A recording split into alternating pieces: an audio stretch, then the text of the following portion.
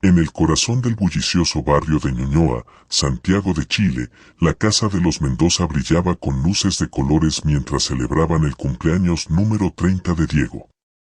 La música de reggaetón resonaba desde el patio hasta la calle, mezclándose con las risas contagiosas de más de 50 invitados que habían llegado desde diferentes puntos de la capital chilena. José Ramírez, mecánico de profesión y conocido en el barrio por ser el alma de las fiestas, había llegado temprano con su viejo Chevrolet Aveo 2010 de 5 plazas, el único vehículo disponible entre el grupo de amigos más cercano. Durante toda la noche, había alternado entre cervezas Cristal y pisco con Coca-Cola, perdiendo la cuenta después de la sexta ronda, mientras sus amigos lo animaban a seguir celebrando sin preocupaciones. La señora Ana Morales, vecina del sector y madre soltera de 3 hijos, había llegado con su bebé Sebastián de apenas 11 meses en brazos, además de sus otros 2 pequeños, Camila de 5 años y Francisco de 8. Todos vestidos con su mejor ropa para la ocasión especial. El ambiente era de total euforia y confianza, donde nadie pensaba en las consecuencias de las decisiones que estaban por tomar, sumergidos completamente en la alegría del momento presente. La fiesta había sido un éxito rotundo, con comida abundante, música a todo volumen y una hermandad que parecía inquebrantable entre los asistentes. Mientras las horas avanzaban hacia la madrugada, el alcohol había creado una falsa sensación de invencibilidad en todos los presentes, especialmente en José, quien se jactaba de ser el mejor conductor de Santiago incluso después de beber. La combinación de alcohol, adrenalina y la presión social del grupo había creado el escenario perfecto para una tragedia que estaba por desarrollarse en las próximas horas. Cuando el reloj marcó las 3 de la madrugada, el frío característico del invierno santiaguino comenzó a colarse por las ventanas abiertas, contrastando dramáticamente con el calor humano y la euforia que aún reinaba en la celebración. Los vecinos ya habían comenzado a quejarse por el ruido, y algunos invitados empezaron a despedirse, pero un grupo de 8 personas, incluyendo a José y la familia de Ana, decidieron que la fiesta debía continuar en otro lugar del barrio. La lógica del alcohol los convenció de que era una excelente idea trasladarse a una discoteca del centro de Santiago que permanecía abierta hasta el amanecer, sin considerar las consecuencias de esta decisión impulsiva. José, con los ojos vidriosos y el habla ligeramente pastosa, insistió en que él podía conducir sin problemas, argumentando que había manejado en peores condiciones y que conocía las calles como la palma de su mano. Sus amigos, igualmente ebrios, no solo no lo disuadieron, sino que lo animaron con palmadas en la espalda y gritos de apoyo, creando una presión de grupo que eliminó cualquier rastro de sensatez que pudiera quedar. Ana, preocupada inicialmente por la seguridad de sus hijos, fue convencida por las otras mujeres del grupo que aseguraron que sería solo un viaje corto y que José era un conductor experimentado. La decisión de subir todos al pequeño Chevrolet Aveo, diseñado para 5 personas máximo, fue tomada en cuestión de minutos, sin que nadie considerara seriamente los riesgos que estaban asumiendo. El sentido común había sido completamente nublado por el alcohol, la presión social y la falsa sensación de que a nosotros nunca nos va a pasar nada malo. En esos momentos cruciales, 8 vidas quedaron en manos de un conductor ebrio, en un vehículo sobrecargado, sin cinturones de seguridad. Y con la convicción errónea de que la suerte estaría de su lado durante el trayecto nocturno por las peligrosas calles de Santiago. La salida de la casa fue caótica y desorganizada, con todos empujándose y riéndose mientras trataban de acomodarse en el pequeño vehículo que claramente no tenía capacidad para tantos pasajeros. José se instaló en el asiento del conductor, mientras que en el asiento del copiloto se sentaron 2 personas adultas, una prácticamente sobre las piernas de la otra, en una posición completamente insegura. En los asientos traseros, diseñados para 3 personas máximo, se acomodaron incómodamente Ana con su bebé Sebastián en brazos, los 2 niños Camila y Francisco, y 2 adultos más, creando una distribución de peso peligrosa e irregular que afectaba la estabilidad del vehículo. Nadie, absolutamente nadie, se molestó en abrocharse el cinturón de seguridad. Considerando que sería un viaje corto y que los cinturones eran más una molestia que una protección necesaria en esas circunstancias de celebración. El motor del Aveo protestó al arrancar con tanto peso adicional, emitiendo un sonido irregular que debería haber sido una advertencia, pero que en el estado de euforia general fue interpretado como algo divertido y emocionante. José puso música a todo volumen en el estéreo del vehículo, creando un ambiente de fiesta móvil que distraía aún más su atención de la tarea crítica de conducir de manera segura por las calles nocturnas de Santiago. Las ventanas estaban abiertas, y los gritos de alegría de los pasajeros se mezclaban con la música, creando un nivel de distracción que hacía prácticamente imposible una conducción responsable. Los primeros kilómetros transcurrieron entre risas y cantos, con José sintiéndose más confiado a medida que avanzaba, interpretando erróneamente que su capacidad para mantener el vehículo en la carretera significaba que tenía todo bajo control. El exceso de confianza, alimentado por los comentarios positivos y las risas de sus pasajeros, lo llevó a aumentar gradualmente la velocidad, ignorando completamente los límites establecidos y las condiciones peligrosas en las que se encontraba. En el asiento trasero, Ana comenzó a sentir una leve inquietud al notar cómo José tomaba las curvas con demasiada velocidad. Pero sus preocupaciones fueron silenciadas por el ambiente festivo y la presión social de no ser la aguafiestas del grupo. Mientras el Chevrolet Aveo serpenteaba por las calles semivacías de Santiago en esa madrugada de invierno, múltiples señales de advertencia fueron apareciendo, pero todas fueron sistemáticamente ignoradas por José y sus acompañantes, sumergidos en su burbuja de falsa seguridad y euforia etílica. La primera señal clara fue cuando José se pasó un semáforo en amarillo que claramente estaba a punto de cambiar a rojo, acelerando en lugar de frenar. Mientras sus pasajeros gritaban de emoción como si fuera una montaña rusa, normalizando y celebrando un comportamiento que ponía en peligro sus vidas. El velocímetro del vehículo comenzó a marcar velocidades superiores a los límites permitidos en zona urbana, pero en lugar de preocuparse, los ocupantes interpretaron la velocidad como parte de la aventura nocturna, gritando frases como «más rápido» y «eres el mejor conductor de Santiago». Ana, con su instinto maternal activado, intentó en 2 ocasiones pedirle a José que redujera la velocidad, especialmente al ver cómo sus hijos se balanceaban peligrosamente en el asiento trasero sobrecargado. Pero sus palabras se perdían entre la música alta y las voces de los demás pasajeros que celebraban cada maniobra arriesgada. El comportamiento errático del vehículo, que se desviaba ligeramente de su carril debido al exceso de peso y la falta de control del conductor,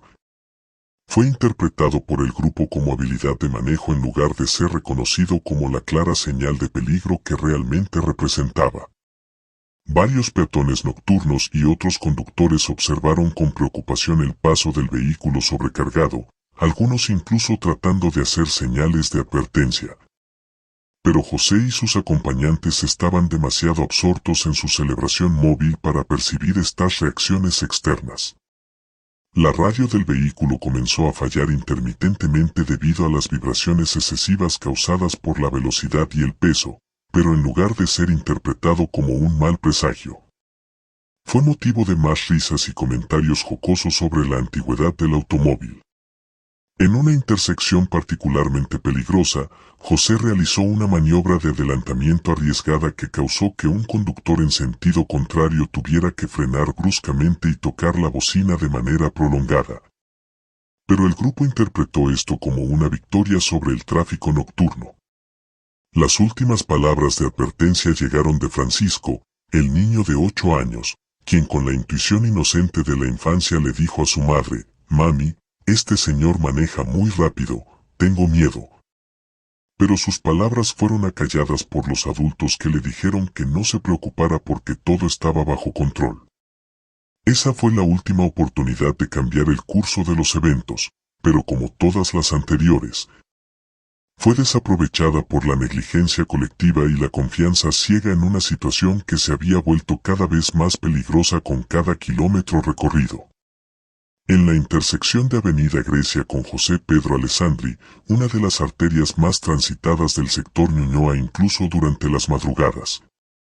el semáforo cambió a rojo justo cuando el Chevrolet Aveo de José se aproximaba a velocidad excesiva.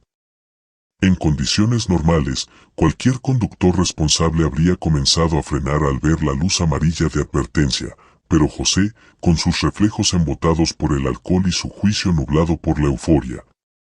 tomó la decisión fatal de acelerar para ganarle al semáforo, ignorando completamente el peligro mortal que esta acción representaba.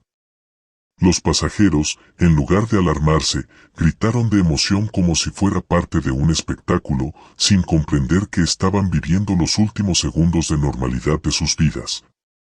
Sumergidos en una falsa sensación de invencibilidad que el alcohol y la adrenalina habían creado.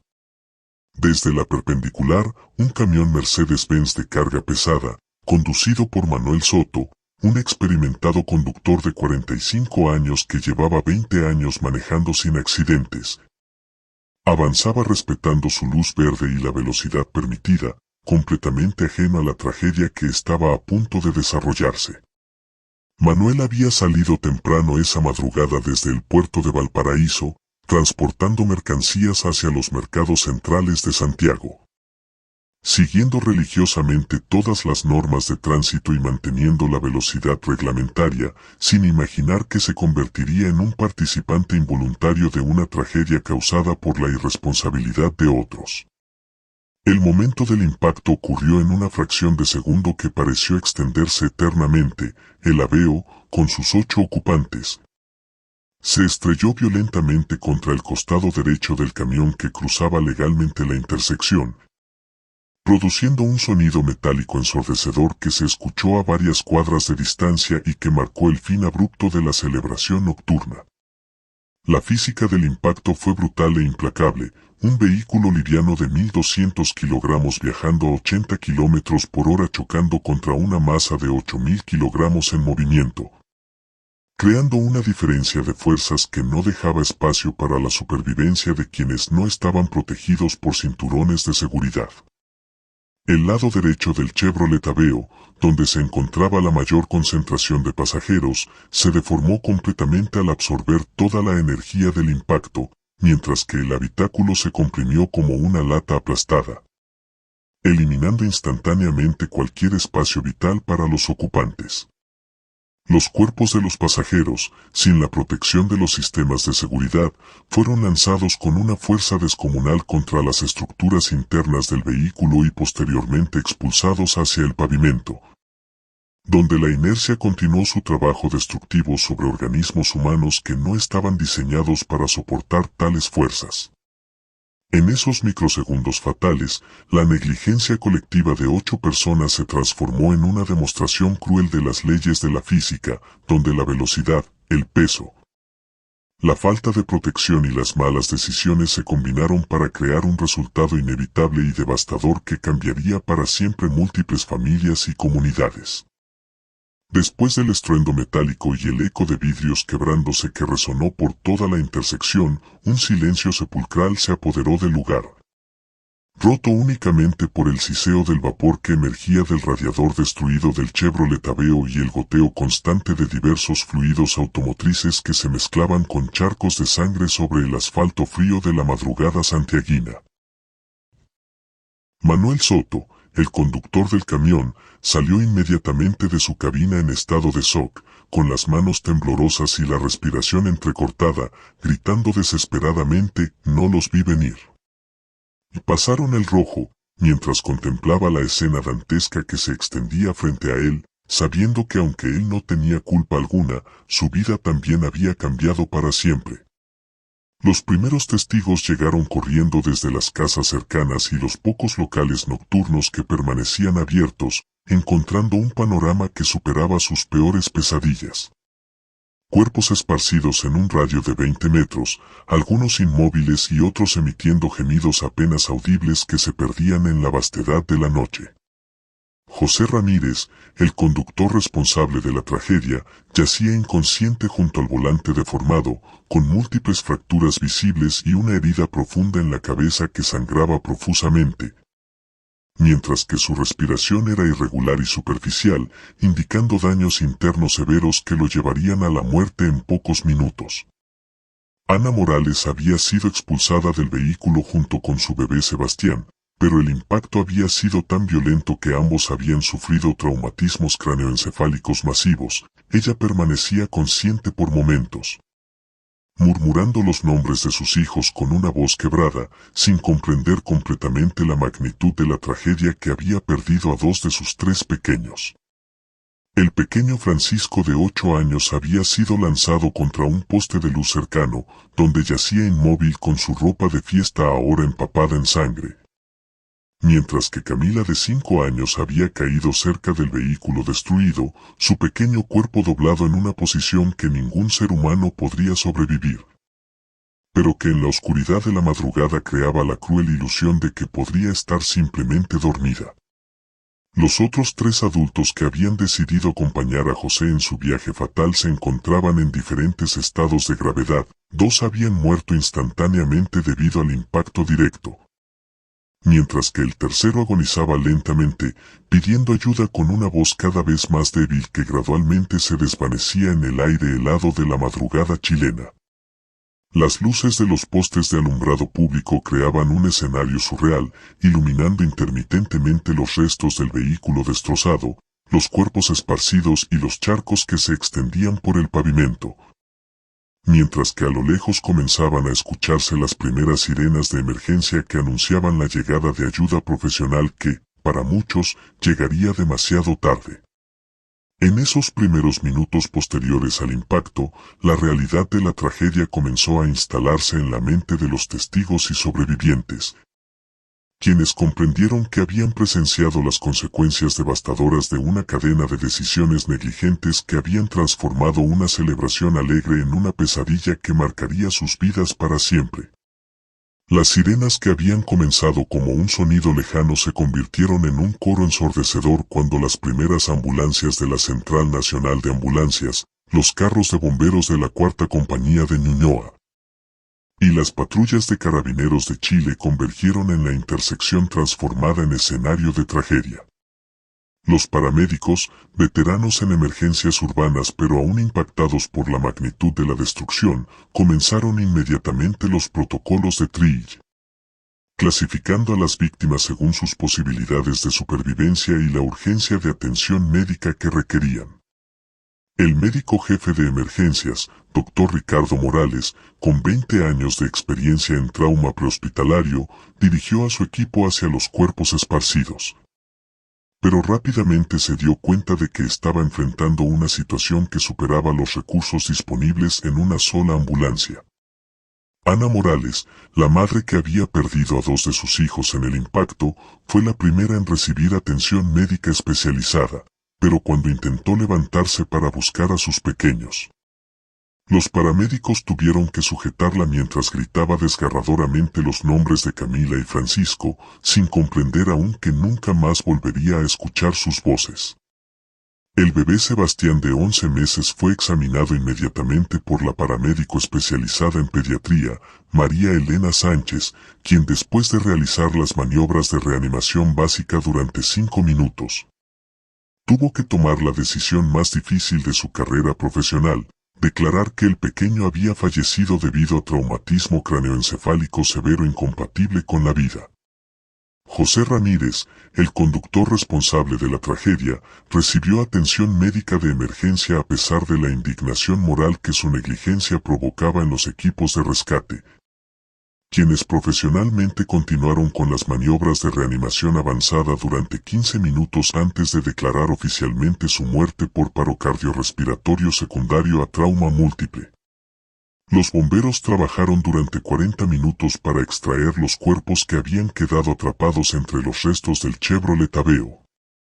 utilizando herramientas de corte especializadas para separar el metal retorcido que se había convertido en una trampa mortal para quienes momentos antes reían y cantaban en su interior. Carabineros estableció un perímetro de seguridad alrededor de la escena, desviando el tráfico matutino temprano y preservando las evidencias para la investigación posterior. Mientras que el sargento primero Luis Herrera comenzó a tomar las primeras declaraciones de los testigos que habían presenciado el momento exacto del impacto. Manuel Soto, el conductor del camión que había sido víctima involuntaria de la negligencia ajena, fue sometido inmediatamente a pruebas de alcoholemia que confirmaron su total sobriedad. Pero aún así fue trasladado a la comisaría local para rendir declaración oficial sobre los eventos que habían llevado a la tragedia. Las cámaras de seguridad municipal de la intersección fueron inmediatamente requisadas por la policía investigativa, proporcionando evidencia irrefutable de cómo el Chevrolet Aveo había atravesado el semáforo en rojo a velocidad excesiva, chocando contra el camión que transitaba legalmente por su carril correspondiente. A las 4:30 de la madrugada, cuando finalmente se completó la remoción de todos los cuerpos y restos vehiculares, el balance oficial preliminar era devastador: 5 muertos, incluyendo un bebé y 2 niños. 3 heridos graves, y una familia completamente destruida por una cadena de decisiones negligentes que habían transformado una celebración en la peor tragedia que el barrio de Ñuñoa había presenciado en décadas. La investigación oficial comenzó inmediatamente bajo la dirección del fiscal militar Carlos Mendoza, especialista en accidentes de tránsito con consecuencias fatales, quien llegó a la escena mientras los equipos forenses de la Policía de Investigaciones de Chile fotografiaban meticulosamente cada detalle del lugar, desde las marcas de frenado inexistentes hasta la posición final de cada víctima y fragmento vehicular. Los resultados de la autopsia practicada a José Ramírez por el médico forense Dr. Patricio Vázquez revelaron un nivel de alcohol en sangre de 1.8 gramos por litro, más de 3 veces superior al límite legal permitido para conducir, confirmando que el responsable de la tragedia había estado completamente incapacitado para manejar un vehículo de manera segura. Las cámaras de seguridad de la Municipalidad de Ñuñoa capturaron con claridad cristalina el momento exacto en que el Chevrolet Aveo atravesó el semáforo en rojo a una velocidad estimada de 80 km por hora en una zona urbana donde el límite máximo era de 50 km por hora, proporcionando evidencia videográfica irrefutable de la negligencia del conductor fallecido. El informe técnico de Carabineros determinó que el vehículo transportaba a 8 personas en un automóvil diseñado y certificado para un máximo de 5 ocupantes, violando flagrantemente las normas de seguridad vehicular y sobrecargando peligrosamente el sistema de suspensión y frenado del automóvil. La investigación de campo reveló que ninguno de los 8 ocupantes del Chevrolet Aveo llevaba puesto el cinturón de seguridad al momento del impacto, una negligencia que directamente contribuyó a la severidad de las lesiones y al número de fatalidades resultantes del accidente. Los testigos interrogados por la policía confirmaron que habían observado el comportamiento errático del conductor durante los kilómetros previos al accidente, incluyendo exceso de velocidad, invasión de carriles contrarios y maniobras peligrosas que indicaban clara intoxicación alcohólica. El peritaje técnico del vehículo siniestrado demostró que los sistemas de seguridad, airbags frontales, habían funcionado correctamente, pero su efectividad había sido completamente anulada por la falta de uso de cinturones de seguridad y la sobrecarga de pasajeros que había alterado la distribución de fuerzas durante el impacto. La reconstrucción de los eventos realizada por expertos en accidentología determinó que el accidente había sido completamente evitable si el conductor hubiera respetado las señales de tránsito, mantenido una velocidad apropiada, y si todos los ocupantes hubieran utilizado los dispositivos de seguridad obligatorios. Las entrevistas con los familiares y amigos de las víctimas revelaron un patrón de comportamiento irresponsable por parte de José Ramírez,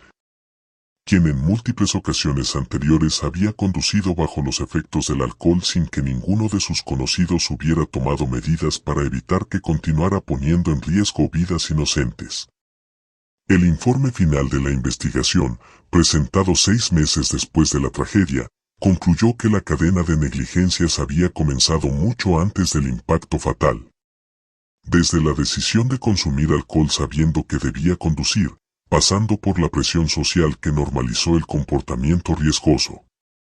hasta la decisión colectiva de sobrecargar el vehículo y no utilizar medidas de seguridad básicas, creando una tormenta perfecta de irresponsabilidad que había resultado en 5 muertes,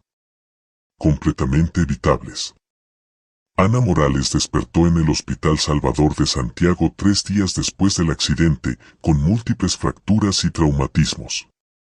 Pero el dolor físico era insignificante comparado con el momento devastador en que los médicos le comunicaron que había perdido a sus 2 hijos menores y que su bebé de 11 meses también había fallecido en el impacto, dejándola completamente sola en el mundo después de haber perdido a toda su familia en una sola noche. La noticia la sumió en un estado de shock emocional tan profundo que requirió intervención psiquiátrica inmediata, mientras que su hermana mayor, Patricia Morales, tuvo que hacerse cargo de todos los trámites funerarios y legales, enfrentando la realidad de organizar 3 velorios simultáneos para los pequeños que habían sido víctimas de la irresponsabilidad ajena. Los padres de José Ramírez, don Carlos y doña Elena, personas trabajadoras y respetadas en su comunidad, tuvieron que enfrentar no solo el dolor de perder a su hijo único, sino también el peso moral y social de saber que su negligencia había causado la muerte de 5 personas inocentes, convirtiendo su duelo en una experiencia cargada de culpa y rechazo social. Los familiares de las otras víctimas adultas fallecidas emprendieron acciones legales contra la sucesión de José Ramírez, buscando una compensación económica que nunca podría reparar el daño emocional causado, pero que representaba el único recurso disponible para obtener algún tipo de justicia por la pérdida de sus seres queridos. La comunidad del barrio de Ñuñoa, tradicionalmente unida y solidaria, se vio profundamente dividida entre quienes expresaban comprensión hacia la familia Ramírez y quienes consideraban que la negligencia de José era imperdonable, creando tensiones sociales que perdurarían durante años después de la tragedia. Ana Morales, después de meses de terapia psicológica intensiva, desarrolló un trastorno de estrés postraumático severo que le impedía salir de su casa, trabajar o mantener relaciones sociales normales, requiriendo cuidado médico y psicológico permanente que representaba una carga económica y emocional adicional para su familia extendida. Los hijos sobrevivientes de las otras víctimas adultas fallecidas quedaron huérfanos y tuvieron que ser redistribuidos entre familiares lejanos, fragmentando familias y creando traumas secundarios en menores que no solo perdieron a sus padres, sino que también fueron desarraigados de su entorno familiar y social conocido. Manuel Soto, el conductor del camión que había sido víctima involuntaria del accidente, desarrolló un trastorno de ansiedad severo que lo incapacitó para continuar trabajando como conductor profesional, perdiendo así su fuente de ingresos y enfrentando problemas económicos que afectaron a su propia familia de 4 hijos. Los equipos de primeros auxilios que atendieron la emergencia, incluyendo paramédicos, bomberos y policías, recibieron apoyo psicológico especializado debido al impacto traumático de haber presenciado una escena de destrucción tan severa, especialmente por la presencia de víctimas menores de edad. El impacto económico sobre el sistema de salud pública fue significativo, considerando los costos de atención de emergencia, hospitalización prolongada, rehabilitación médica y apoyo psicológico continuo para sobrevivientes y familiares, recursos que podrían haber sido utilizados para atención médica preventiva en lugar de consecuencias de negligencia evitable. Los efectos a largo plazo sobre la comunidad incluyeron una pérdida de confianza en las celebraciones sociales tradicionales, mayor ansiedad parental sobre la seguridad de los niños, y una conciencia dolorosa de cómo una sola decisión irresponsable puede destruir múltiples familias y afectar a toda una comunidad durante generaciones. La tragedia de la intersección de Avenida Grecia con José Pedro Alessandri se convirtió en un caso de estudio obligatorio en las academias de manejo de Santiago, donde instructores utilizan las imágenes del accidente y los testimonios de los sobrevivientes para demostrar las consecuencias reales y devastadoras de combinar alcohol, exceso de velocidad, sobrecarga vehicular y falta de cinturones de seguridad en una sola decisión fatal. El Ministerio de Transportes de Chile implementó una campaña nacional de seguridad vial llamada Una Decisión, Múltiples Vidas, utilizando la historia de Ana Morales como testimonio central, donde ella relata con voz quebrada cómo perdió a sus 3 hijos en una sola noche debido a la irresponsabilidad de adultos que debieron protegerlos en lugar de ponerlos en peligro mortal. Las estadísticas oficiales revelaron que este tipo de accidentes, causados por la combinación de alcohol, exceso de pasajeros y velocidad,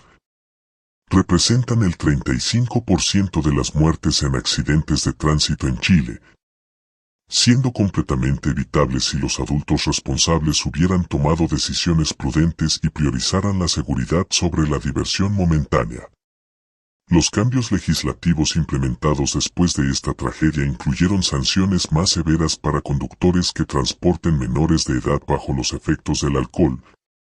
multas aumentadas por no usar cinturones de seguridad, y programas obligatorios de educación vial para personas sorprendidas manejando en estado de ebriedad. La intersección donde ocurrió el accidente fue rediseñada con semáforos más visibles, cámaras de vigilancia permanente y señalética reforzada, mientras que se instaló una placa conmemorativa con los nombres de las 5 víctimas como recordatorio permanente de las consecuencias de la negligencia vial. Ana Morales, después de años de terapia y recuperación emocional, decidió convertirse en activista de seguridad vial, visitando escuelas, universidades y centros comunitarios para compartir su testimonio y evitar que otras familias sufran la destrucción que ella experimentó por las decisiones irresponsables de otros. El mensaje.